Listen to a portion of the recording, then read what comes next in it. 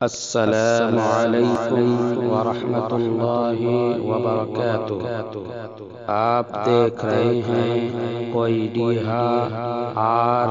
RSN channel.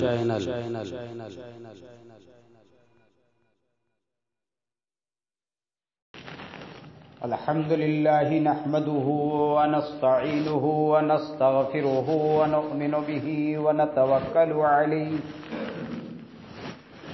ونعوذ بالله من شرور أنفسنا ومن سيئات أعمالنا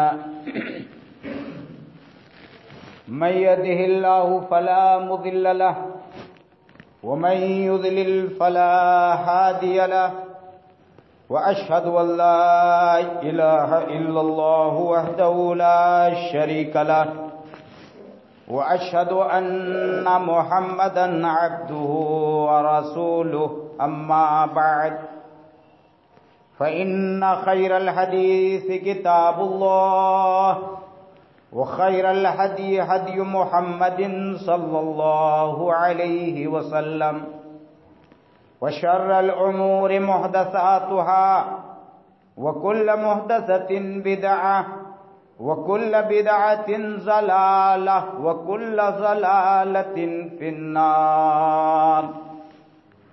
قال الله تعالى في القرآن المجيد: أعوذ بالله من الشيطان الرجيم. بسم الله الرحمن الرحيم. فلا وربك لا يؤمنون حتى يحكموك فيما شجر بينهم ثم لا يجدوا في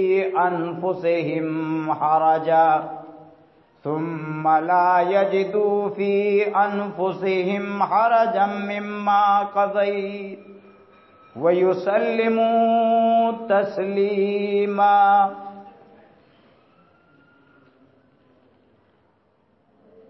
معزز سامعین اور حاضرین جمعہ، بزرگوں، نوجوانوں، عزیزوں اور دینی و ملی بھائیوں،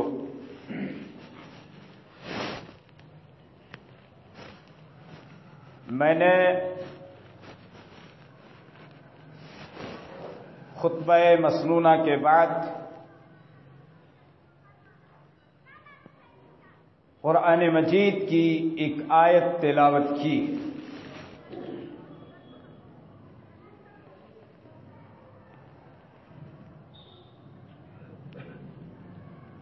اللہ رب العالمین نے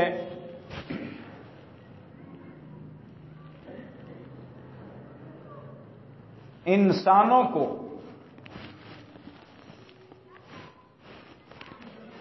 ڈھیر ساری نعمتیں عطا فرمائی ہیں، لیکن ان تمام نعمتوں میں یہ نعمت بہت بڑی ہے کہ اللہ تبارک و تعالی نے ہماری ہدایت کے لیے، ہماری رہنمائی کے لیے، ہمیں سیدھی راہ بتلانے کے لیے، صراط مستقیم بتلانے کے لیے آخری پیغمبر جناب محمد صلی اللہ علیہ وسلم کو مبعوث فرمایا. یہ اتنی بڑی نعمت ہے کہ اس کا اندازہ نہیں کیا جا سکتا. قرآن میں خود اللہ رب العالمین نے کہا: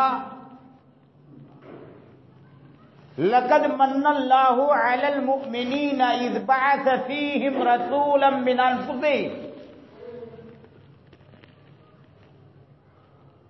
اللہ تبارک و تعالی نے آنکھیں دی. کتنی بڑی نعمت ہے جس کو رب ذوالجلال نے آنکھ نہیں دی ہے، اس سے اندازہ کیجیے. اللہ رب العالمین نے صحت اور تندرستی دی، کتنی بڑی نعمت ہے۔ اس آدمی سے اندازہ کیجئے جو ہاسپٹل میں چارپائی پر پڑا ہوا ہے، اللہ تبارک و تعالی نے قوت اور توانائی دی، اس سے اندازہ کیجئے جا کر کے اس نعمت کا، جو آدمی چلنے پھرنے سے مجبور ہو گیا ہے، سہارے کی ضرورت ہے، لیکن اللہ رب العالمین نے ان تمام نعمتوں میں سے کسی نعمت کا اس انداز سے تذکرہ نہیں کیا کہ اللہ رب العالمین نے یہ کہا ہو کہ ہم نے یہ نعمت دے کر کے تمہارے اوپر احسان کیا ہے۔ صحتی نہیں کہا رب ذوالجلال نے کہ احسان کیا ہے، نوجوانی دی نہیں کہا کہ ہم نے تم پر احسان کیا ہے، صحتی نہیں کہا کہ احسان کیا ہے، لیکن آخری پیغمبر جناب محمد صلی اللہ علیہ وسلم کو ہمیں بطور رسول اور پیغمبر کے دیا تو اللہ تبارک و تعالیٰ نے کہا لقد من اللہ علی المؤمنین، اللہ رب العالمین نے یہ بہت بڑا احسان کیا مومنوں کے اوپر کہ انہی میں سے ایک پیغمبر کو دیا۔ کیوں اتنا بڑا احسان ہے؟ آگے رب ذوالجلال نے اسی آیت میں بیان کر دیا ہے، یعلمہم الکتاب والحکمہ، اس نبی کا کام یہ ہے کہ یہ نبی قرآن پڑھ کر کے سناتا ہے، اور رب ذوالجلال کی جانب سے حضرت جبریل علیہ السلام وہی لے کر کے پہنچتے ہیں تو وہ حدیثیں پڑھ پڑھ کر کے لوگوں کو بتاتے ہیں، یعلمہم الکتاب والحکمہ، قرآن کی اور حدیث کی تعلیم دیتے ہیں۔ کہا اس لیے بھی کہ یہ قرآن اور حدیث کی تعلیم اس وقت ہو رہی ہے جب اس سے پہلے سارے لوگ گمراہیوں میں، تاریکیوں میں، اندھیریوں میں مبتلا ہیں۔ جب آپ اس وقت کی تاریخ کا مطالعہ کریں گے تو آپ کو اندازہ ہوگا کہ رسول اللہ صلی اللہ علیہ وسلم جب اس دنیا میں پیغمبر بنا کر کے بھیجے گئے تو پوری دنیا کے اندر کس نوع کی، کس ڈھنگ کی تاریکی تھی، کتنی بڑی تاریکی تھی۔ لوگ غلاموں کو کھڑا کر دیتے تھے اور جلتی ہوئی موم بتی اس کے سر پر جلایا کرتے تھے، استاپ پہ نہیں، کھڑکی پر نہیں، کوئی اور روشن دان نہیں، ایک غلام کو کھڑا کر کے موم بتی اس دنیا کے بادشاہوں نے اس کے سر پر موم بتیاں جلا کر کے اس کی روشنی میں عیاشی کرتے تھے، اور اس غلام کو اتنی بھی اجازت نہیں تھی کہ پیر بھی اٹھا کر کے ادھر سے ادھر کر سکے۔ مورخین نے لکھا ہے کہ وہ موم بتی جلتے جلتے، پگھلتے پگھلتے اس غلام کے جسم میں موم بتیاں پگھل کر کے بہنا شروع ہو جاتی تھی، اور موم بتیاں جل کر کے ختم ہوتی تھی تو چربیاں جلنا شروع ہو جاتی تھی۔ یہ ظلم اور زیادتی اس دنیا میں ہو رہی ہے۔ یہ حال بادشاہوں کا تھا۔ اتنے ہی نہیں، اس دنیا کا حال یہ تھا کہ غیر عورتیں تو غیر عورتیں اپنی ماں اور اپنی بہنوں تک کو مال میراث سمجھا جاتا تھا، ماؤں کو اپنی مال میراث سمجھ کر کے، بہنوں کو مال میراث سمجھ کر کے ان کے ساتھ بیوی سے جیسا تعلق قائم کیا جاتا تھا۔ یہ حال تھا اس دنیا کا۔ اس دنیا کا حال یہ بھی تھا کہ اونچ نیچ کا اتنا بڑا فرق تھا، امیر اور غریب کا اتنا بڑا فرق تھا کہ امیروں کے سامنے غریبوں کو کوئی اپنی رائے پیش کرنے تک کی اجازت نہیں ہوتی تھی۔ اتنی ہی بات نہیں تھی، بلکہ جو مذہب کے ٹھیکیدار ہوتے تھے وہ اپنے علاوہ دوسرے لوگوں پر علم حاصل کرنا، ممنوع قرار دیا تھا، یہاں تک کہ اگر کوئی آدمی اگر کسی علم کی بات کو سن لیا کرتا تھا تو اس کی جان مار دی جاتی تھی، اسے پڑھنے کا کوئی حق نہیں۔ اور ہمارے ہندوستان میں جب یہاں مسلمان آئے تو اس وقت کے لوگوں نے یہ گواہی دی کہ ہمیں رہنے سہنے کا ڈھنگ معلوم نہیں تھا، ہمیں زندگی گزارنے کا طریقہ معلوم نہیں تھا، ہمیں کس ڈھنگ سے جینا چاہیے، کس طریقے سے رہنا چاہیے، یہ طریقہ معلوم نہیں تھا۔ یہ عرب سے مسلمان آئے تو ہم نے ان سے وہ طریقہ سیکھا۔ اس ہندوستان کا حال یہ تھا کہ شوہر کے انتقال پر 16 سالہ، 17 سالہ اور 18 سالہ، 30 سالہ ہماری ماں اور بہنوں کو شوہر کی لاش کے ساتھ زندہ جل جانے پر مجبور کیا جاتا تھا، ستی کا نام دے کر کے۔ اور عرب کی دھرتی کا عالم یہ تھا کہ ماؤں کے کوکھ میں نہیں، آج تو ماؤں کی کوکھ میں جب پتہ چل جاتا ہے کہ بچیاں ہیں تو آج جا کر کے ڈاکٹروں کے یہاں اسقاط حمل کرا دیتے ہیں، ساقط کرا دیتے ہیں۔ اس وقت پال پوس کر کے کچھ عمر کو پہنچ جاتی تھی تو لے جا کر کے زندہ دفن کر دیا کرتے تھے۔ یہ دنیا کی ایک معمولی سا نقشہ ہے اس وقت کا جب رسول رحمت صلی اللہ علیہ وسلم اس دنیا کے اندر بھیجے گئے تھے۔ اسی لیے اللہ رب العالمین نے کہا ہم نے تمہیں صحت دی، ہم نے تمہیں ماں باپ دیا، ہم نے تمہیں دولت دی، ہم نے تمہیں فراغ بالی دی، ہم نے تمہیں فراغ حالت دی، ہم نے تمہیں ہر نعمت سے نوازا، لیکن یہ کوئی احسان نہیں ہے۔ سب سے بڑا احسان یہ ہے کہ ہم نے رسول صلی اللہ علیہ وسلم کو تمہیں بطور رسول کیا عطا فرمایا۔ اتنا بڑا احسان۔ آج سب سے زیادہ اگر رسول کو کوئی بھولا ہو تو مسلمانوں نے بھولا دیا۔ نہ ان کی زندگی کو پڑھنا ہے، نہ ان کی سوانح کو پڑھنا ہے، نہ ان کی سیرت کا مطالعہ کرنا ہے، نہ ان کے فرامین کا مطالعہ کرنا ہے، جس کی وجہ سے مسلمانوں کا جو حال ہو گیا ہے وہ آج ہماری اور آپ کی نگاہوں کے سامنے ہے۔ ایسے حالات میں رسول اللہ صلی اللہ علیہ وسلم کا مطالعہ، آپ کی زندگی کا مطالعہ ہمارے لیے بہت ضروری ہے تاکہ ہمیں روشنی ملے۔ آپ جانتے ہیں اس پہلے کے زمانے میں ایک پیغمبر مدھو پور کے لیے آیا تو دوسرا پیغمبر گری جی کے لیے آیا، ایک پیغمبر جھارکھنڈ کے لیے تو دوسرا بہار کے لیے، ایک پیغمبر کچھ دنوں کے لیے تو دوسرا پیغمبر کچھ عرصے کے لیے، اس انداز سے بھیجے جاتے تھے۔ لیکن آخری رسول صلی اللہ علیہ وسلم آخری سورج کے آخری دن کے طلوع ہونے تک قیامت کی صبح تک کے لیے ہمارے پیغمبر ہیں، ہمارے رسول صلی اللہ علیہ وسلم ہیں۔ اور ہمارا مقام اور ہماری عظمت یہ ہے، بخاری کی روایت ہے، مدنی کریم صلی اللہ علیہ وسلم فرماتے ہیں کہ جب جہنم کے اوپر پل صراط بچھا دی جائے گی، اور گزرنا بڑا آسان نہیں ہوگا، یہ کوئی ہائی وے کا پل نہیں ہوگا، پل صراط بچھا دی جائے گی۔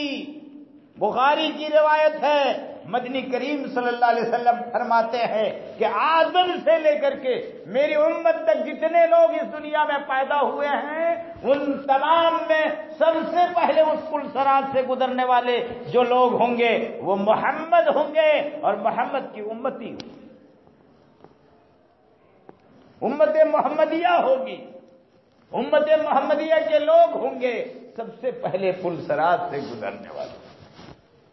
ایک روایت آتی ہے، اللہ کے رسول صلی اللہ علیہ وسلم فرماتے ہیں اے عبداللہ میں تم کو ایک بات بتاؤں؟ کہا کہ ہاں بتائیے اللہ کے رسول صلی اللہ علیہ وسلم۔ اللہ کے رسول صلی اللہ علیہ وسلم فرماتے ہیں کہ کیا تمہیں یہ بات سن کر کے خوشی نہیں ہوگی کہ کل قیامت کے دن جب ساری امتیں میدان حشر میں اکٹھا ہوں گی اور جب جنت اور جہنم کا فیصلہ ہونا شروع ہو جائے گا تو سب سے زیادہ جس امت کی تعداد ہوگی، جنت میں جانے والے جو سارے لوگ ہوں گے، دیگر تمام امتوں کے درمیان جس کی تعداد سب سے زیادہ ہوگی وہ 1/3، 1/3 امت محمدیہ کی تعداد ہوگی۔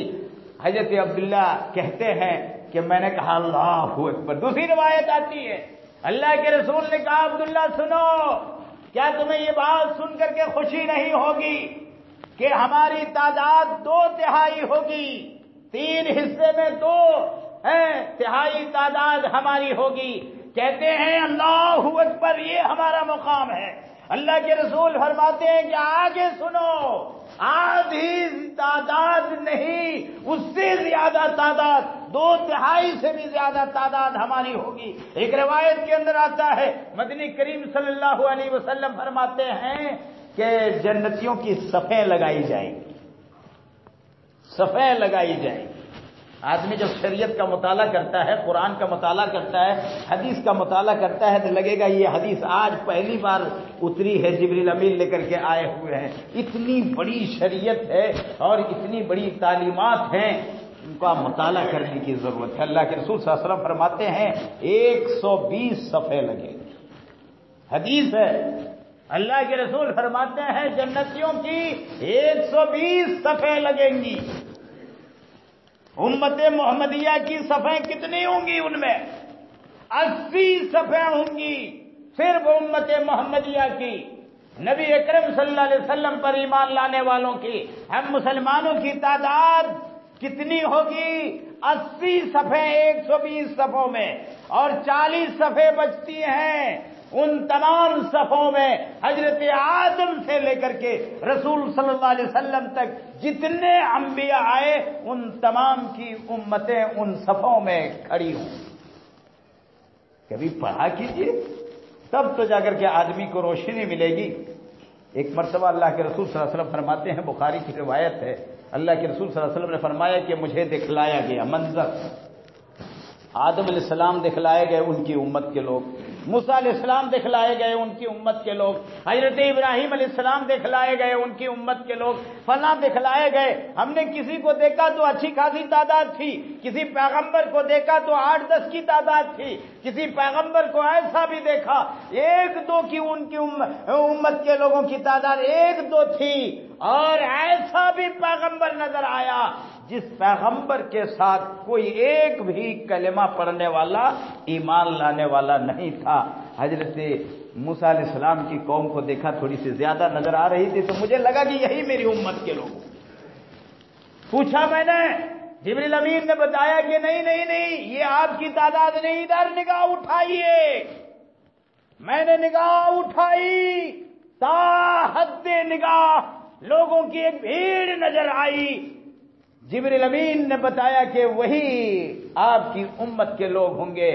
مزید حدیث کے اندر ہے، اللہ کے رسول صلی اللہ علیہ وسلم سے جبریل امین نے کہا، اور نبی اکرم صلی اللہ علیہ وسلم نے صحابہ سے بیان فرمایا کہ اس میں 70,000 ایسے لوگ ہوں گے جو بلا حساب بلا کتاب کے جنت میں جائیں گے۔ کچھ نہیں سوال جواب ہوگا، کچھ نہیں سوال جواب ہوگا۔ جبکہ سوال جواب کا معاملہ یہ ہے کہ اس دنیا میں ایک آدمی نے رائی کے دانے کے برابر غلط کیا ہوگا، اس کا جواب دینا ہوگا، صحیح کیا ہوگا، اس کا جواب دینا ہوگا۔ تمام کیے کا حساب کتاب کے بعد جنت اور جہنم کا فیصلہ ہوگا۔ 70,000 نبی صلی اللہ علیہ وسلم فرماتے ہیں، اس میں 70,000 ایسے لوگوں کی تھی جن کے بارے میں بتایا گیا کہ وہ بلا حساب اور بلا کتاب کے جنت میں جائیں گے۔ اتنا کہنے کے بعد نبی صلی اللہ علیہ وسلم اپنے مسجد نبی سے اٹھ کر کے حجرہ مبارکہ میں اپنے روم میں تشریف لے گئے۔ اب صحابہ ڈسکس کرنا شروع کر دیتے، کون ہوں گے وہ؟ کہا وہ لوگ ہوں گے جو اللہ کے رسول صلی اللہ علیہ وسلم سے قریب رہتے ہیں۔ کچھ لوگ کہتے ہیں صحابہ ہوں گے، کچھ لوگ کہتے ہیں وہ لوگ ہوں گے، ارے ہم نے تو پہلے کفر کی زندگی گزاری، بتوں کے سامنے ہم جھکے، اب کلمہ پڑھے، ہم اب مسلمان ہوئے، ہم شاید اس میں نہیں ہوں گے۔ ہو سکتا ہے وہ لوگ ہوں گے جو حالت اسلام میں پیدا ہوئے اور اسی پر ان کا انتقال ہوا، وہ لوگ ہوں گے۔ یہی آپس میں طے کرنے میں لگے ہوئے تھے کہ رسول اللہ صلی اللہ علیہ وسلم دوبارہ تشریف لاتے ہیں، لوگوں کو بولتے ہوئے آپس میں مباحثہ کرتے ہوئے دیکھتے ہیں، پوچھتے ہیں کیا میٹر ہے؟ لوگوں نے بتایا کہ اللہ کے رسول آپ فرما کر کے چلے گئے، تو ہم نے شروع کیا کہ کون ہوں گے، ہم نے قیاس لگایا ایسے لوگ ہوں گے۔ مدنی کریم صلی اللہ علیہ وسلم فرماتے ہیں کہ وہ کون لوگ ہوں گے جو ناجائز جھاڑ پھونک نہیں کرتے ہوں گے، جو ناجائز جھاڑ پھونک نہیں کرواتے ہوں گے، ولا یسترقون ولا یتطیرون، اور وہ لوگ ہوں گے جو کبھی بھی بدشگونی نہیں لیتے ہیں۔ آج مسلمانوں کا حال یہ ہے، اس مسجد میں بیٹھے ہوئے ہیں، جب بچہ پیدا ہوتا ہے سسرال میں لے کر کے آنا ہے، فجر کے پہلے نکلتے ہیں۔ ایسا بھی سنا گیا ہے دن گن کر کے لاتے ہیں، 3 دن میں، 5 دن میں، 7 دن میں، نہ آگے لائیں گے نہ پیچھے لائیں گے، پیچھے مڑ کے نہیں دیکھنا ہے، آگے چلنا ہے۔ یہ سارے کرتوت ہم مسلمان انجام دے رہے ہیں اور عقیدہ رکھتے ہیں، دل میں یہ سوچے ہوئے ہیں کہ جنت تو ہمارے لیے تیار ہے، ہم چلے جائیں گے۔ اللہ کے رسول صلی اللہ علیہ وسلم فرماتے ہیں جو بدشگونی نہیں لیتے ہوں گے۔ آج ایک آدمی جا رہا ہے، دیکھ لیا، سوچے گا، عقیدہ رکھتا ہے، سوچتا ہے کہ اس کو میں نے دیکھ لیا میرا کام نہیں بنے گا، یہ سوچ کر کے آدمی واپس چلا آتا ہے۔ اللہ کے رسول صلی اللہ علیہ وسلم فرماتے ہیں کہ ویسے ہی نہیں، وہ 70,000 کی جو تعداد ہے غلط طریقے سے جھاڑ پھونک نہیں کرتے ہوں گے اور غلط طریقے سے جھاڑ پھونک نہیں کرواتے ہوں گے، بدشگونی نہیں لیتے ہوں گے، وَعَلَىٰ رَبِّهِمْ يَتَوَكَّلُونَ، اور اپنے پروردگار عالم پر بھروسہ کرتے ہوں گے۔ وہ لوگ ہوں گے جو 70,000 جن کی تعداد ہے بغیر حساب و کتاب کے جنت میں جائیں گے۔ آج آدمی کوئی بات کہتا ہے تو دل میں کبھی کبھی یہ بھی تو سوچنا چاہیے کہ یا اللہ مجھے اس میں شامل کر دے۔ دعا کریں، ہاتھ اٹھائیں، اس لیے کہ وہ کسی زمانے کے لیے خاص نہیں۔ نبی نے فرمایا غلط طریقے سے جھاڑ پھونک نہیں کرتا ہوگا اور نہ ہی غلط طریقے سے جھاڑ پھونک کرواتا ہوگا، نہ بدشگونی لیتا ہوگا، رب ذوالجلال پر یقین رکھتا ہوگا۔ یہ 4 صفتیں بتائی گئی ہے، اگر ہم ان 4 صفتوں میں سے کسی صفت کو انجام نہیں دیتے ہیں تو ہاتھ اٹھائیں اور اللہ تعالی سے لو لگائیں، پکاریں کہ یا اللہ ان 70,000 میں مجھے بھی شامل فرما دی۔ کم سے کم آدمی کو دعا تو کرنی چاہیے، دعا کرنے میں کیا لگا ہوا ہے؟ ہاتھ تو پھیلائیے، اللہ تبارک و تعالی ہیں ہمارے اور آپ کے ہاتھ کو لا ترد، ہمارا اور آپ کا ہاتھ رد نہیں کیا جائے گا، لوٹایا نہیں جائے گا، قبول ہوگی دعا۔ ذرا صحیح ڈھنگ سے قبول کرا کر کے اور دعا کر کے تو دیکھیے۔ ایک صحابی کھڑے ہوتے ہیں، دیکھیے قسمت والے کا کام دیکھیے اور قسمت والے کی شان دیکھیے۔ ایک صحابی کھڑے ہوتے ہیں، حضرت عکاشہ ابن محصن رضی اللہ تعالیٰ عنہ، کتنا بڑا خوش نصیب انسان ہے، کتنے صحابہ بیٹھے ہوں گے، وہ جھٹ سے کھڑے ہوتے ہیں، کہتے ہیں اللہ کے رسول آپ سے ایک درخواست کرتا ہوں۔ کہا کہیے کیا کہنا ہے؟ کہا اللہ کے رسول رب ذوالجلال سے دعا کر دیجئے کہ عکاشہ بن محصن ان 70,000 کے گروپ میں شامل ہو جائے۔ کتنی بڑی خواہش تھی۔ اللہ کے نبی فرماتے ہیں کہ رب ذوالجلال سے دعا ہے کہ یا اللہ عکاشہ بن محصن کو 70,000 والی جو بغیر حساب کتاب کے جو تعداد ہوگی جنت میں جانے والی، اے اللہ ان کو شامل کر دے۔ اے عکاشہ بن محصن بیٹھ جاؤ، تو ان میں شامل ہوگا۔ کتنی بڑی بشارت ہے، ایسے موقع کی تلاش میں رہنا چاہیے۔ جب ایک صحابی نے دیکھا کہ بھئی حضرت عکاشہ بن محصن نے جب درخواست کی، ان کی درخواست نبی صلی اللہ علیہ وسلم نے قبول فرما لی، ذرا میں بھی کھڑا ہو کر کے دیکھتا ہوں۔ کھڑے ہوئے، کہا اللہ کے رسول میرے لیے بھی ذرا دعا کیجیے۔ کہا سبقک بہ عکاشۃ، ان 70,000 کی تعداد میں شامل ہونے میں عکاشہ بن محصن نے سبقت کر لی تمہارے اوپر، اب اور کے لیے نہیں مجھے کچھ کرنا ہے، عمل کرو ویسا، اللہ رب ذوالجلال شامل کرے گا۔ نبی صلی اللہ علیہ وسلم نے وہیں بریک لگا دیا، کسی اور کے لیے درخواست نہیں۔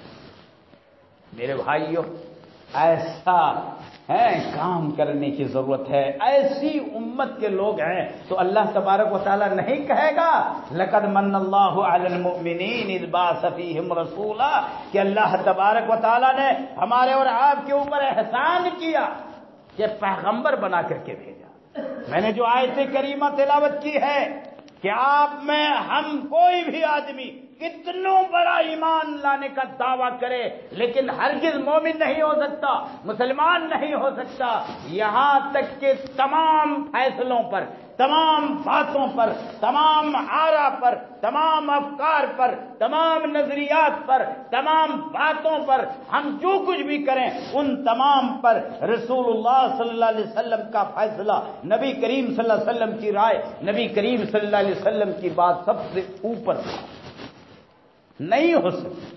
اور رب ذوالجلال نے قسم کھائی ہے، فلا وربک لا یؤمنون، رب ذوالجلال خود قسم کھا رہا ہے کہ اے بندو سنو، تیرے رب کی قسم میں کھا کر کے کہتا ہوں، اور تیرا رب کوئی اور نہیں، میں خود ہی ہوں، میں تیرے رب کی قسم کھا کر کے کہتا ہوں، کوئی آدمی کتنوں بڑا ایمان کا دعویٰ کرے لیکن ہرگز مومن نہیں ہوگا۔ فلا وربک لا یؤمنون حتی یحکموک فیما شجر، آپس میں کوئی اختلاف ہو جائے، کوئی بات ہو، رائے معلوم کرنا ہے، فیصلہ معلوم کرنا ہے، مسئلے کا حل ڈھونڈنا ہے تو رسول صلی اللہ علیہ وسلم کی زندگی میں ڈھونڈے گا، تبھی جا کر کے وہ مومن ہوگا، وہ مسلمان ہوگا، ورنہ ہرگز نہیں۔ ثم لا يجدوا في انفسهم حرجا مما قضيت ويسلموا تسلیما، اے نبی آپ فیصلہ کرتے، آپ کی وفات کے بعد صحابہ فیصلہ کرتے، صحابہ گزرنے کے بعد علماء سلف فیصلہ کرتے ہیں، علماء خلف فیصلہ کرتے، شریعت کے جانکار قرآن اور حدیث کی روشنی میں کوئی بات آپ کو سنائے، اس میں آپ ذرا سا بھی دل میں کچھ ملال پیدا نہ کریں، کوئی تنگی پیدا نہ کریں کہ ہمارے حق میں ایسا نہیں ہونا چاہیے تھا اور ایسا کر دیا۔ جنگ کے موقع پر اللہ کے رسول صلی اللہ علیہ وسلم جب جنگ فتح ہو جاتی ہے، ہجرت کر کے آنے والوں کو اللہ کے رسول صلی اللہ علیہ وسلم نے کچھ مال غنیمت فلاں کو دیا، فلاں کو دیا۔ مدینہ والوں کو ایک اعتراض ہوا کہ نبی ہمارے یہاں رہتے ہیں، ہم نے یہ سب کچھ کیا، ہم بھی لڑے، ہم کو اس میں سے نہیں ملا۔ کوئی حکمت رہی ہوگی، کوئی فلسفہ رہا ہوگا اس موقع سے۔ مدنی کریم صلی اللہ علیہ وسلم تقریر کرتے ہیں اور کہتے ہیں، اے انصار، اے میرے انصار صحابہ، سنو، سارے لوگ مال لے کر کے جا رہے ہیں اور مدینہ والے کس کو لے کر کے جا رہے ہیں؟ آخری پیغمبر کو لے کر کے جا رہے ہیں۔ دنیا میں اس سے بڑی بھی دولت ہو سکتی ہے، اس سے بڑی بھی جائیداد ہو سکتی ہے۔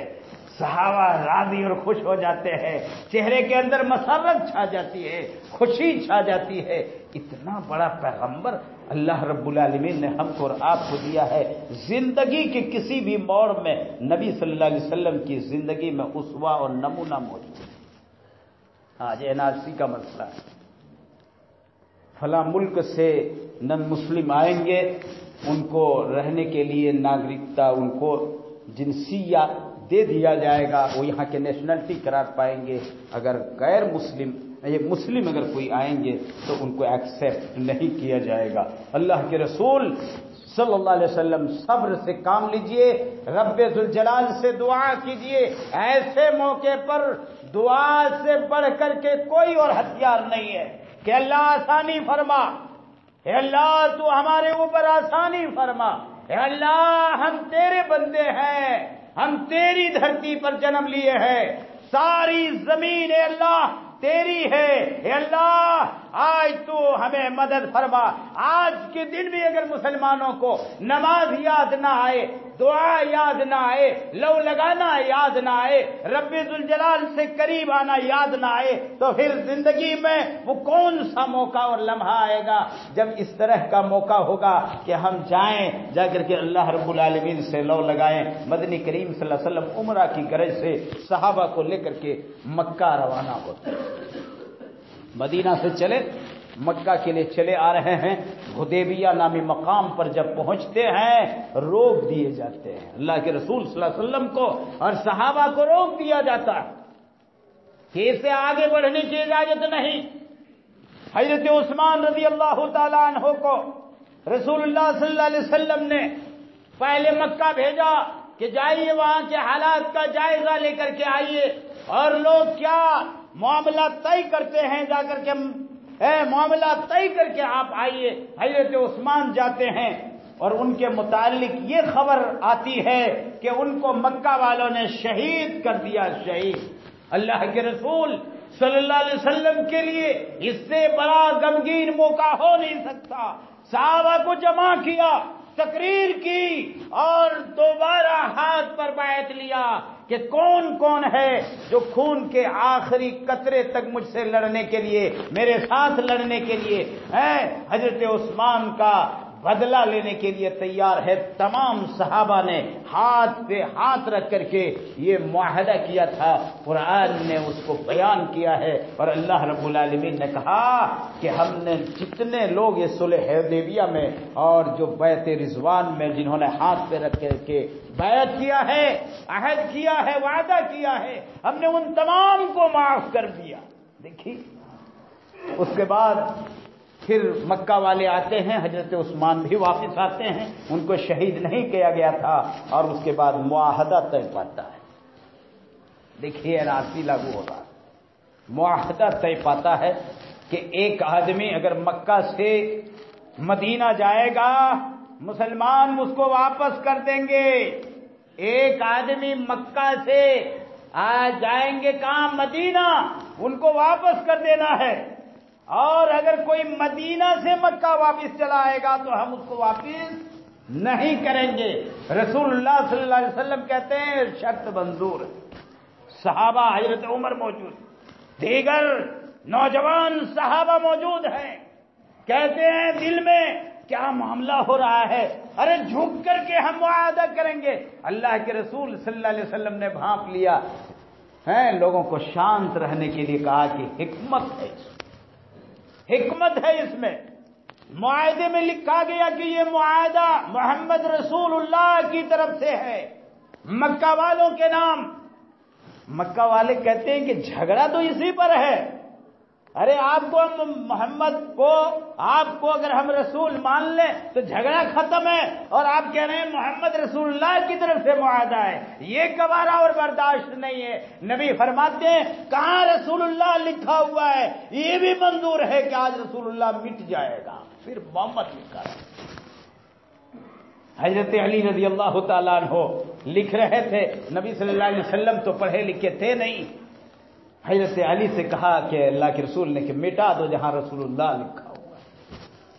حضرت علی کہتے ہیں اللہ کے رسول سنیے، قرآن کی حفاظت کرنے والوں، رسول کے نام کی حفاظت کرنے والوں، حضرت علی کا جواب سنیے۔ حضرت علی کہتے ہیں تلوار چل جائے گی منظور ہے، یہاں سارے صحابہ شہید ہو جائیں گے منظور ہے، لیکن اگر یہ کہتے ہیں یہ کہ رسول اللہ کا لفظ مٹا دیجئے، علی کے ہاتھ سے رسول اللہ کا لفظ مٹنے والا نہیں ہے۔ نبی کریم صلی اللہ علیہ وسلم کہتے ہیں کہ اے علی اگر تمہارا ہاتھ نہیں چلے گا، کہاں رسول اللہ لکھا ہوا ہے، مجھے قلم پکڑاؤ، وہ جگہ بتا دو، میں کاٹ دیتا ہوں۔ اور رسول اللہ صلی اللہ علیہ وسلم نے جھک کر کے اپنا نام کاٹ دیا، رسول اللہ کاٹ دیا، شرط منظور کر لی۔ سن 6 کا یہ واقعہ ہے، واپس جاتے ہیں، اور 7 ہجری اور سن 8 ہجری میں اللہ رب العالمین نے اتنی بڑی فتح عطا فرمائی، جہاں صحابہ گھسیٹے گئے تھے، نکال کر کے باہر کیے گئے تھے، صرف 2-2.5 سال کی مدت میں، 1.5 سال کی مدت میں، 1.25 سال کی مدت میں اللہ رب العالمین نے مکہ کو فتح کر دیا۔ سارے اوباش بھاگ گئے مکہ سے۔ اللہ کے رسول صلی اللہ علیہ وسلم فاتحانہ شان سے مکے میں داخل ہو رہے ہیں، سارے اوباش بھاگ گئے۔ اللہ کے نبی کے دیکھیے، آج میڈیا میں اگر سب سے زیادہ کسی کو بدنام کیا جاتا ہے، اسلام کو بدنام کیا جاتا ہے، مسلمان کو بدنام کیا جاتا ہے، ہمارے پیغمبر جناب محمد صلی اللہ علیہ وسلم کو بدنام کیا جاتا ہے۔ حقیقت یہ ہے کہ اس آسمان نے اور اس زمین نے، اس سورج نے، اس چاند نے، اس دھرتی نے، اس پہاڑ نے، شجر و حجر نے اتنا بڑا پیغمبر اور اتنا رحم دل انسان آج تک نہیں دیکھا ہے۔ نبی صلی اللہ علیہ وسلم نے اپنی چھڑی سے کسی کو ایک چھڑی تک نہیں ماری۔ ایک چھڑی تک نہیں ماری۔ ایک مرتبہ ایسے کر کے کچھ کیا آپ نے، ایک آدمی کو چوٹ لگ گئی، اس نے کہا اللہ کے رسول آپ نے اپنے ڈنڈے سے مجھے مارا تھا، مجھے بدلہ چاہیے۔ نبی صلی اللہ علیہ وسلم سے جب وہ آدمی بدلے کا تقاضا کر رہا ہے، صحابہ کی حالت بدل جاتی ہے، کتنا یہ آدمی ہے، کس قدر یہ آدمی بے غیرت ہے، نبی سے بدلے کا تقاضا کر رہا ہے۔ نبی صلی اللہ علیہ وسلم اپنا ڈنڈا تھما دیتے ہیں کہ لو مارو، تھما دیے کہ لو مارو۔ وہ آدمی کہتا ہے اللہ کے رسول ایسے نہیں، ابھی آپ چادر اوڑھے ہوئے ہیں، جب آپ نے مجھے مارا تھا میرا جسم خالی تھا، میرے جسم پر کپڑا نہیں تھا، اس لیے آپ ننگے ہوئے، یعنی کپڑا اتاریے اپنے جسم سے، اپنی پیٹھ سے کپڑا اتاریے، تب جا کر کے میں بدلہ لوں گا۔ اللہ کے رسول صلی اللہ علیہ وسلم نے کپڑا اتار دیا، چادر اتار لی، وہ صحابی آتے ہیں، لپٹ جاتے ہیں اور کہتے ہیں اللہ کے رسول میں آپ کی مہر نبوت دیکھنا چاہتا تھا، میں نہ انتقام لینا چاہتا تھا، نہ بدلہ لینا چاہتا تھا، نہ اور کوئی نیت تھی، مہر نبوت دیکھنے کی خواہش تھی۔ نبی سے چپٹ جاتے ہیں اور چومنے لگتے ہیں، اے اللہ کے رسول ابھی تک جو میں نے مہر نبوت دیکھنے کے لیے جو بد کلامی کی ہے اس کے لیے معافی چاہتا ہوں، نیت کچھ اور نہیں، مہر نبوت دیکھنے کی۔ نبی نے کبھی بھی کسی ایک بھی آدمی کو، اتنی جنگیں لڑی گئی ہیں لیکن کسی بھی جنگ میں نبی نے اپنے ہاتھ سے کسی کو جھاپڑ مارا، یاد رکھیے۔ تمام جنگوں کا حساب کیجئے گا تو آج ایک دنگے اور ایک فساد میں جتنے لوگ مارے جاتے ہیں اتنی بھی تعداد نہیں ہوگی، اور ایک بھی کسی کا قتل اس بنیاد پر نہیں کہ شوق سے کیا ہو۔ آدمی اپنی عزت کا، اپنی آبرو کا، دین کا، دھرم کا اور مسلمانوں کی حفاظت کرتے ہوئے اور مسلمانوں کی عزت اور آبرو کو بچانے کے لیے جو بھی جنگیں ہوئی ہیں اس انداز سے جنگیں ہوئی ہیں میرے بھائیوں، تو آئندہ سال اس کے بعد والے سال سن 8 میں اللہ کے رسول صلی اللہ علیہ وسلم صحابہ کو لے کر کے فاتحانہ شان سے مکہ میں داخل ہوتے ہیں۔ کیسے لگ رہا ہوگا مکہ والوں کا؟ دنیا کی تاریخ اٹھا کر کے دیکھیے، جتنی قومیں ہیں تمام کی تاریخ اٹھا کر کے دیکھیے۔ ابھی جب عراق اور بغداد کی بات آتی ہے، جب اور کسی ملک کی بات آتی ہے، تو آج بھی دیکھ لیجئے نبی صلی اللہ علیہ وسلم جب مکہ میں داخل ہوتے ہیں صحابہ کو حکم دیتے ہیں کہ ڈر کے مارے کوئی ہیٹ پل نہ کر جائے، جان گنوا نہ لے، اس لیے سب اپنی تلوار کو میان کے اندر کر لو، میان کے اندر کر لو، اور ایک اس طرح سے نہیں جانا کہ جنگ لڑنے کے لیے جا رہے ہوں، انداز بدل دینا۔